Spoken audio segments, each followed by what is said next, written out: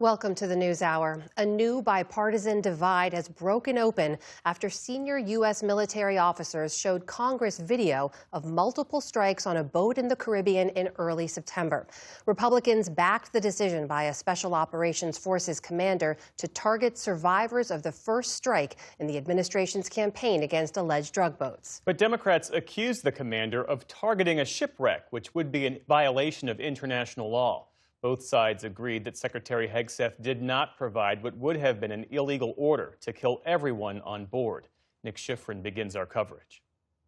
Admiral, General, what's your message to the American people? On Capitol Hill today, the U.S.'s most senior military officer and the admiral at the center of a contentious strike gave their version and revealed more video of the September 2nd attack that targeted what the administration says were 11 narco-terrorists. A U.S. official tells PBS News Hour that Admiral Frank Mitch Bradley and Chairman of the Joint Chiefs, General Dan Kane, told lawmakers in classified briefings that the first strike killed 9 people and that after the first strike, the boat was still seaworthy. The men on board still had drugs and communications, which meant they were still combatants, and a rescue boat was approaching. Bradley then ordered the second strike 30 to 60 minutes later to kill 2 more people. A third and fourth strike sunk the boat.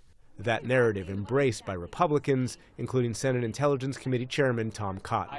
I saw 2 survivors trying to flip a boat loaded with drugs bound for the United States back over so they could stay in the fight.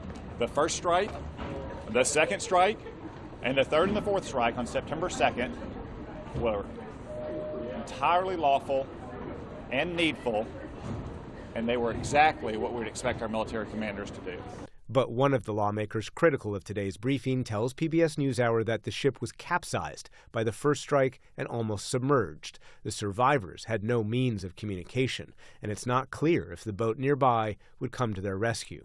House Intelligence Ranking Member Jim Himes. What I saw in that room was one of the most troubling things I've seen in my time in public service. You have 2 individuals in clear distress without any means of locomotion, with a destroyed vessel, who were killed by the United States. Any American who sees the video that I saw will see the United States military attacking shipwrecked sailors.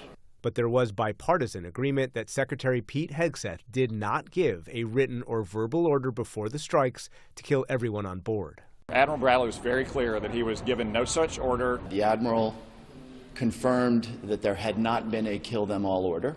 The U.S. military says since September it's launched 21 strikes, killing more than 80 in a mission designed to save American lives from drugs. In mid-October, the U.S. struck this submarine and instead of targeting survivors, rescued them because unlike the previous case, their ship was no longer seaworthy, Cotton said today. They were treated, as they should be, as non-combatants. They were picked up by U.S. forces. Democrats and many former military lawyers still question whether the overall campaign is legal.